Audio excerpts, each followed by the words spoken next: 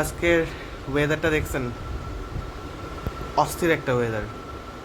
এমন ওয়েদার দেখলে ভাই আমার তো ঘরে বসতে একদম ইচ্ছা করে না।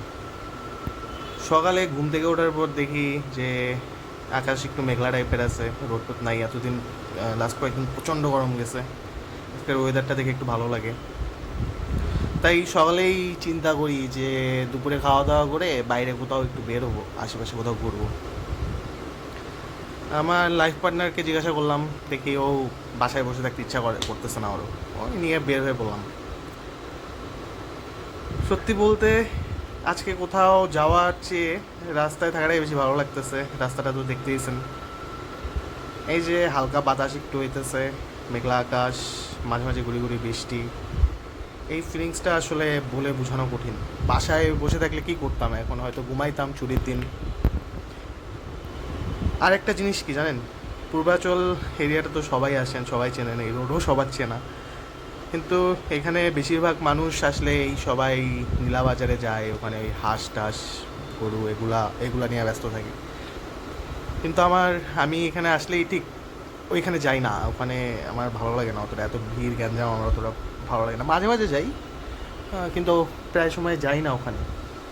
বাজারের ঠিক অপোজিটে আরেকটা, যে আমরা তো এই পাশ দিয়ে গেলে ডানে যাই, কিন্তু আমরা বামে আরেকটা বাজার আছে।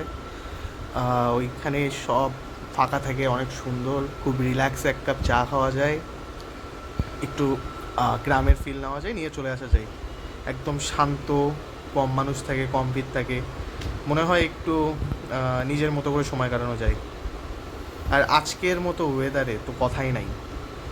মাঝে মাঝে মনে হয় আসলে এই ছোটো ছোটো জিনিসগুলো দেখে মাঝে মাঝে মনে হয় সুখ আসলে অনেক ছোট ছোট জিনিসের মধ্যে লুকানো থাকে। এই যে পুরাটা সপ্তাহ 5 দিন কষ্ট করলাম, কাজ করলাম অফিসের, করার পর একটু জাস্ট কিছুক্ষণের জন্য বের হয়েছি, মনটা ভালো হয়ে গেছে, সব কিছু চিন্তাভাবনা একদম অফিসের প্যারা থেকে শুরু করে লাইফের প্যারা সব কিছু চলে গেছে।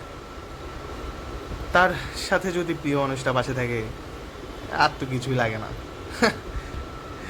বাইকটা চলতেছে, আর সামনে সুন্দর একটা রাস্তা, সুন্দর একটা ওয়েদার, আর কি লাগে।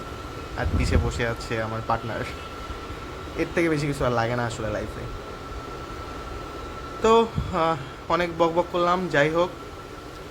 আপনাদের যদি কি এমন কোনো প্রিয় স্পট থাকে কমেন্টে জানান, ট্রাই করবো যাওয়ার।